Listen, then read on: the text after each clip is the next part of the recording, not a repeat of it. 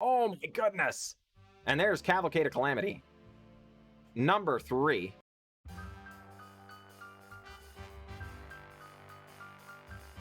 Greetings, everyone. I am glad to be here, and I am glad that you are here.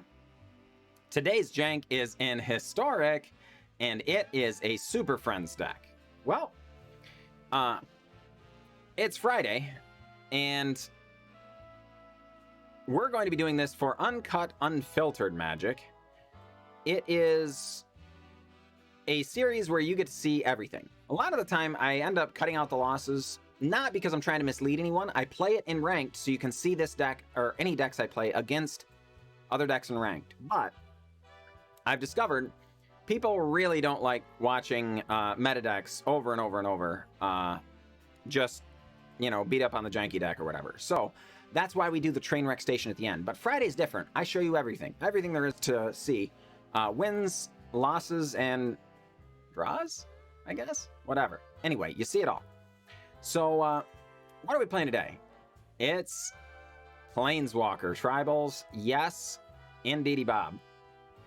We're going to be playing Teferis, and Nissas, and Dovins, and Ajanis, and Karns, and Gideons, and Mu Yanlings, and Narsets, and yes, even more Ajanis.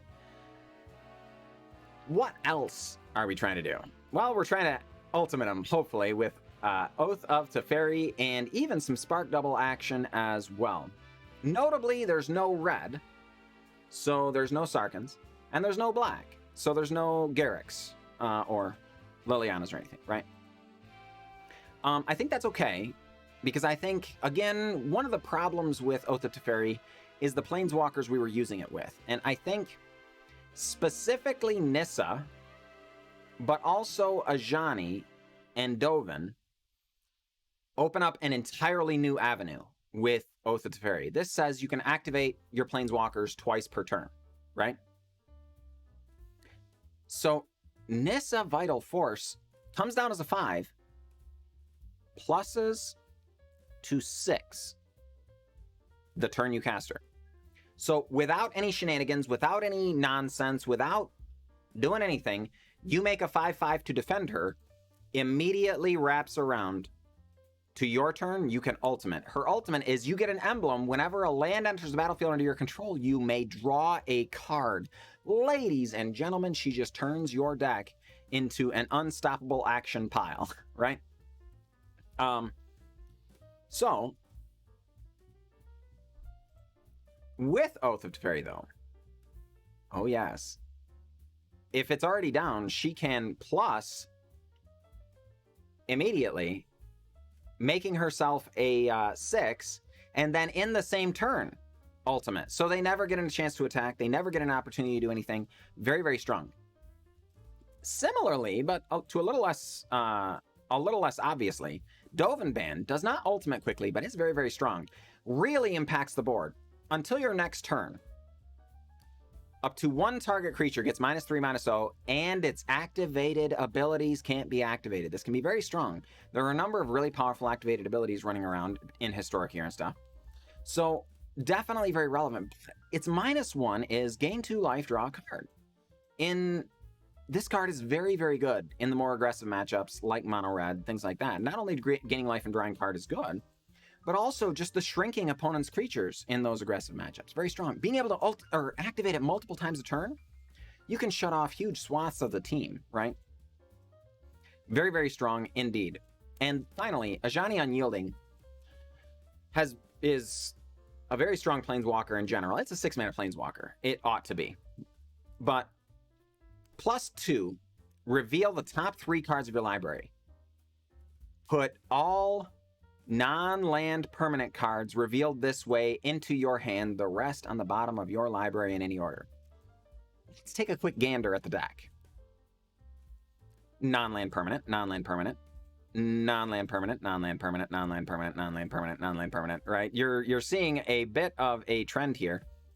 Cultivates are not. Wrath of Gods are not. Cleansing Novas are not non-land permanents, and of course, it specifies non-land, so the lands don't count either. But other than that, everything's a hit. This will almost always get you at least a card. Oftentimes, it will get you 2 cards. With, and I say oftentimes, with regularity, it will get you 2 cards. Very, very powerful +2. But it's a +2. Holy cow, this thing gets loyalty fast. The -2, though, is crazy good. It's basically Swords to Plowshares. Exile target creature. Its controller gains life equal to its power. Just right on the spot, exiling creatures. And notably, if you come down into an untenable situation, Ajani can immediately exile a creature right now. And then come next turn, exile again. Or if Oath of Teferi's down, darn it, you can just Ajani, exile, right there. Very, very powerful. Alternatively, if Ajani is able to just tick up with impunity, not only are you gaining lots and lots of cards, but the -9 shows up real quick. Particularly with Oath of Teferi, it shows up real quick. Put 5 +1/+1 counters on each creature you control, and 5 loyalty counters on each other planeswalker you control. Now, folks, I don't know much about ultimating planeswalkers, but 5 loyalty counters will go a long way to doing that thing. So without further ado, you know, you've seen all these other cards before. You know what they do. I don't think they need any introduction. So let's go see how they play, shall we? All right, folks, here we are up against Des Duel, and if we draw a green source, this is great. If we don't draw a green source, this is pretty bad. All right, I'm gonna lean on the heart of the cards here and pray that we get there. Don't judge me, folks. Please don't judge me. I know you're judging me, but that's all right. I'm not going to judge you for judging me when I ask you not to. You know what I mean? Anyway. This is a really... Oh, we got there! Oh. You call it greedy, folks. I call it thinking ahead. I don't know why I call it that, because that's almost strictly false. But darn it, that's what I'm going to call it, because it makes it look like I'm not greedy.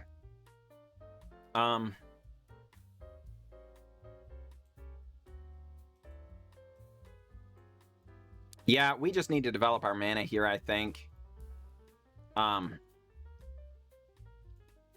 We are going to get pretty quickly here to a situation where our opponent has enough energy to start doing their thing. We need to be able to get to our... What is that guy called? Karn, the Great Creator. So that they can't activate Aetherworks Marvel, darn it. So if we're going to do that, we need to be prepared to draw that off the top so that we can win. Alternatively, we need to be prepared to hopefully be able to put on an aggressive clock and win in case our opponent whiffs. You know, they get it and whiff. Okay. Oh boy.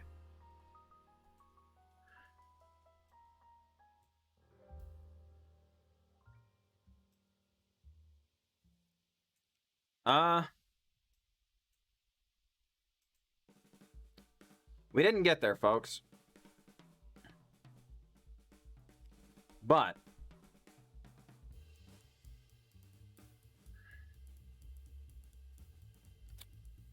we're going to try and get there. Anyway. So if our opponent whiffs on Aetherworks Marvel, we have lethal. They probably won't, honestly. It's kind of difficult to whiff entirely on Aetherworks Marvel. But it can happen where they don't get an Ugin or Ulamog, right?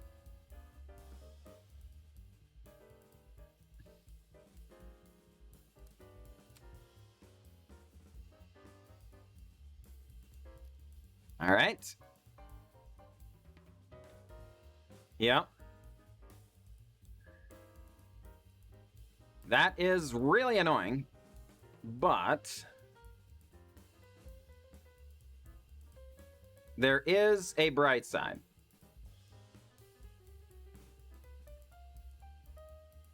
So we're going to prevent all the damage that Ugin would deal and Emblem.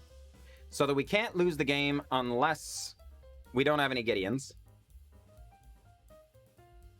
And we're going to try and get there, folks. We are going to try and get there. Our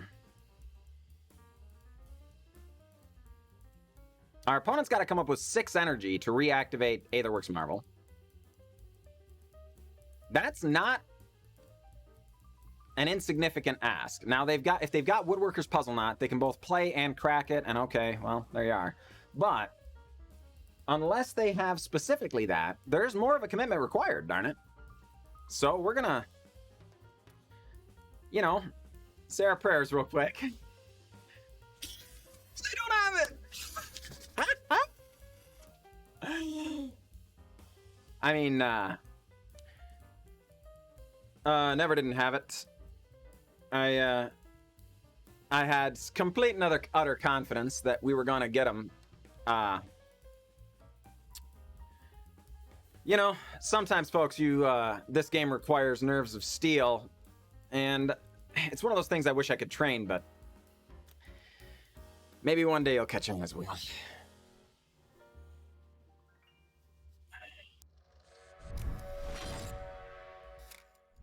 All right, ladies and gentlemen, here we are on the play against Jace the Mace. All right, Jace the Mace.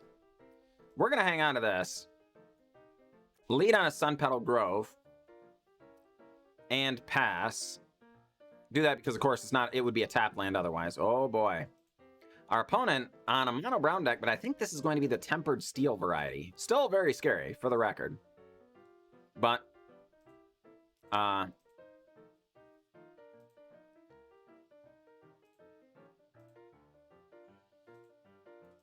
right. Island go, opponent.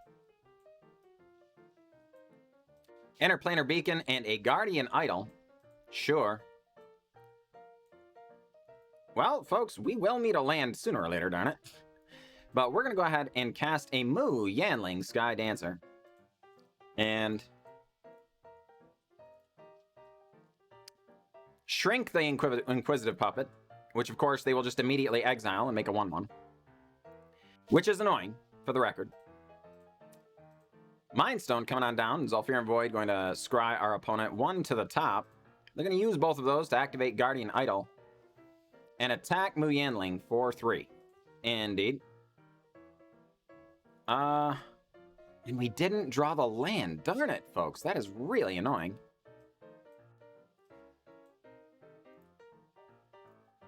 Yeah. But that's okay. Let's go ahead and shrink the 1/1. Mu Yanling goes up to 3 loyalty. Forsaken Monument coming on down. Oh, my word. Jeez Louise, that card is terrifying. Oh! Folks, we got there. We were thinking about having the Elspeth Conquers Death it, and we would have snapped it off in a heartbeat, but holy cow, that one is a good one. That one is a good one for sure. All right, we're going to go ahead and shrink the Bell token. Just a wee bit. Karn the Great Creator coming on down. Sure. Yep. Karn the Great Creator going to go to the sideboard. Get a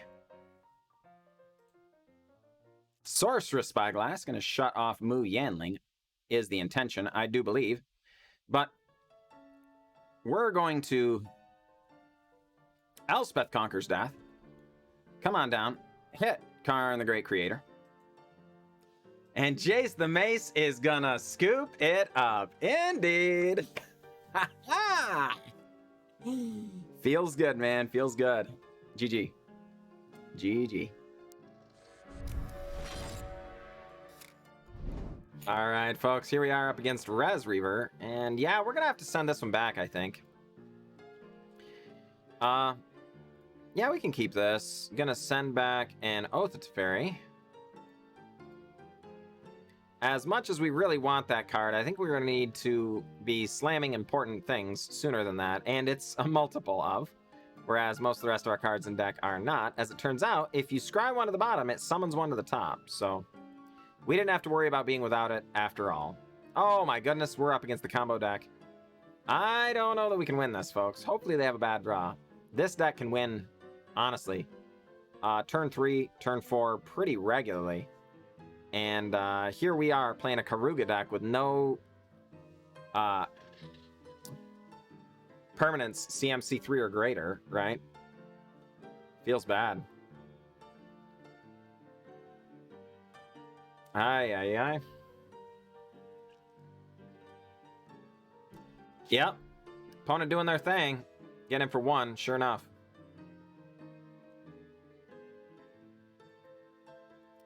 Well, we're going to add Keruga to hand. Because we're not doing anything else, darn it. We didn't get our second white. Feels bad. We need to draw something to do, folks. Hopefully a ramp spell, cultivate a Beanstalk Giant, anything, because we are hurting here.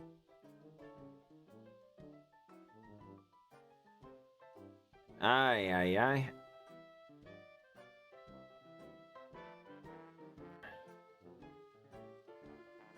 Aye.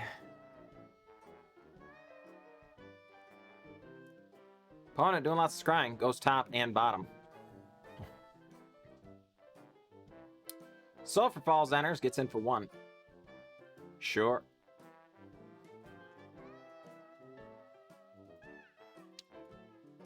Alright. Well, shoot, folks. I think we are about to lose the video game.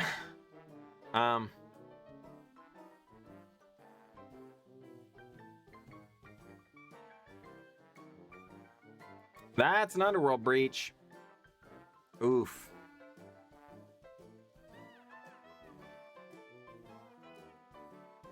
All right. Yep.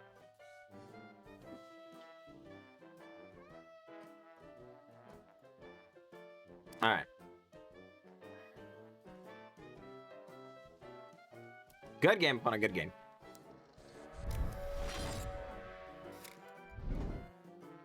All right, folks. Here we are up against Monsterosa.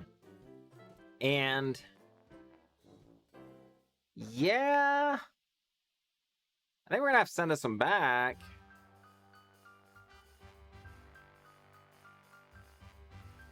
Yeah. I think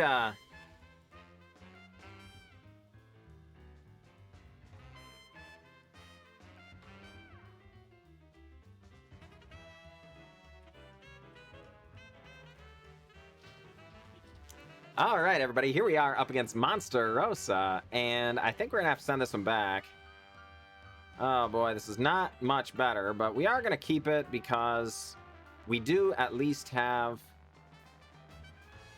Beanstalk Giant and Cultivate if we do get lands. Okay, we did. Thank heavens. All right.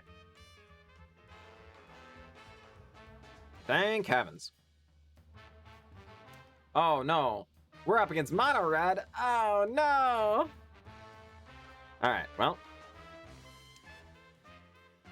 This is fine. He says without any confidence at all. Raid Bombardment. Alright, sure. Chandra's Pyroling gonna get in, deal us some damage through Raid Bombardment, then get in at our... Oh boy, that's a good one. Well, Gideon of the Trials. Gonna come up, prevent the damage Chandra's Pyroling would do.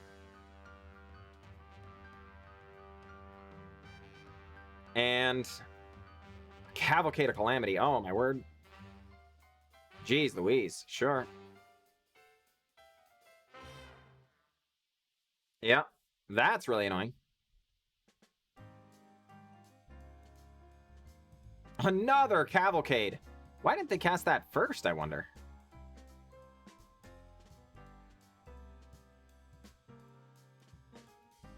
I really don't like paying life against the mono red deck, but, you know. It is what it is. So we're going to prevent the damage from raid bombardment.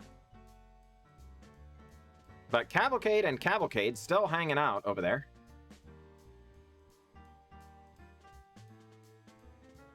This Cleansing Nova being able to destroy all artifacts and enchantments. Very, very powerful if it can come down in time. Oh my goodness. A land off the top, even though we're holding like Cultivate, Cultivate, Beanstalk Giant, might not be too terrible. Oh my goodness, we kind of need it now, honestly. Yeah, please. Oh, thank heavens. Holy cow.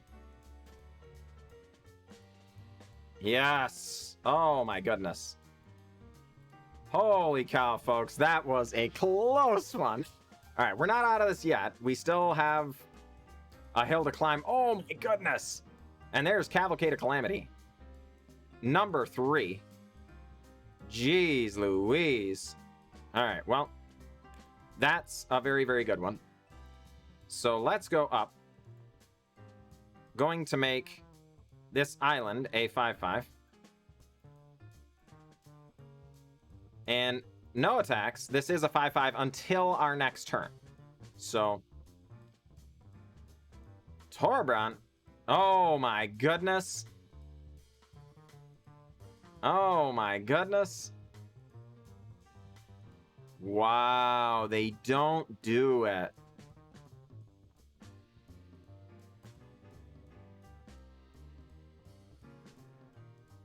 Heavens.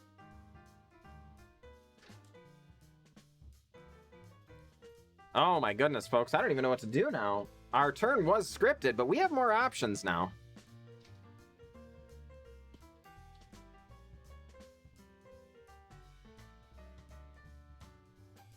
Yeah, all right, I guess. We're gonna Chandra's Pyreling. Cultivate.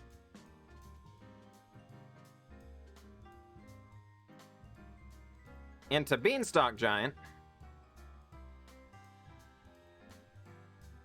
Animate a Plains. And pass the turn. If our opponent wants to do something nasty, they've got to come through our Plains first. They can? Oh, yeah, okay. That was a really key turn there, folks, because the turn before this one here, we could have emblemed Nissa Vital Force and drawn a million cards. And that likely wins you the game. But considering our opponent's standstill, we kind of decided to gamble a little bit that if they draw a burn spell off the top, things get a little dicey. But we have a pretty good hand. As long as they don't draw a burn spell, they draw any kind of creature or anything like that, even with Cavalcades of Calamity, we get to tax their best creature. They've got to swing out if they're going to impact these planeswalkers, right? So they draw a hasty creature, let's say. They come in with all 3 creatures. We get to kill off Torbran and don't even lose our planes for the trouble. Then, yeah, okay, the Cavalcades do a lot of work and probably kill off Dovin, but that's all right. The damage is done, right? And then we get to ultimate Nissa next turn without having to cash her in. So yeah, our opponent in a very, very rough spot as long as they didn't draw burn. And the Cavalcade builds a lot of time don't run a ton. A little, but not a ton. Either way, good game, opponent, good game.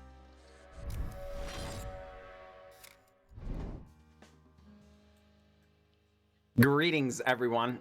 We are back with the wrap up here, and oh my word, I just had a blast. I'm not gonna lie, this is uncut, unfiltered day. We had 1 loss. I wish we had had 2 or 3 more losses because I just want to play stack mod. It was so much fun. Oh my word. The Oath of Teferi did exactly what we wanted them to. The Nissas did exactly what we wanted them to. Didn't even get to see Ajani, and this is one of the big reasons I played the deck. I really love Ajani Unyielding. This card is so powerful. Initially, I was really worried about the whole doing nothing until turn 3 thing. And I don't think that's been absolved. I think we got kind of lucky with our matchups, honestly. I'm still really concerned with this being a Keruga deck. The fact that our starting deck contains only cards CMC 3 or greater is tough. The fact that we can't interact in any of the early turns is tough. We've got the Cleansing Novas for like the Mono Brown and stuff, so it's not nearly so bad of a matchup anymore. Some Elspeth Conquers Death as well. But I'm still a little worried about a number of the matchups. First of all, if you're on the draw against goblins, it could easily be a situation where you go, okay, Cultivate, Gideon, or whatever on your turn 3, and then on their turn 4, they untap and just like, you're dead. Any number of different ways. They can kill you on 3, right? There are draws where you're on the draw against them, and they just go like turn 1 Prospector, which you can interact with, turn 2 dude that makes the treasure token, turn 3 Muxus, you're dead on 3. Now, that takes a really good set of cards and stuff, but like at that point, there are no cards to CMC in your deck, right? You're just dead. There's nothing you can do. Admittedly, okay, that would kill a lot of decks in Historic. It's not a mark against you, but again, even when you're on the draw, your turn 3 not going to be impactful enough a lot of the time. So I'm a little concerned about that. I also think we're going to be not real great against some of the control decks with like counter spells and stuff. So I don't know. I do think we got a little lucky. I don't think this is normally a like 75% win rate deck. I don't think we're there yet. But maybe with some tuning we could get there. So let me know down in the comments below what things you might change, what things you might do differently. See what you think about this deck and how you feel like we might change it around and make it better. I have the night off from the stream tonight, but I'm going to be playing some more of this deck, darn it. I don't care what you guys say. Holy cow, I'm playing some more of this deck. This is going to get requested on request night if I have to request it myself. Because that's going to be a lot of fun. But, you know, let me know. Let me know. That said, I do have a Twitch. And even though I take Fridays and Saturdays off, I stream Sunday, Monday, Tuesday, Wednesday, and Thursday, 4 hours a night, folks. That's like 20 hours of Magic every single week. Come down and see us. I'd love to get to know you. I'd love to get to know you. So, also, you know, liking and subscribing and all that kind of stuff on the YouTube, very helpful. You can tell, not a ton of subscribers just yet, but we're trying. We're trying. And it would be great if you would help me out that way. So I appreciate it. Anyway, I'll catch you all next time.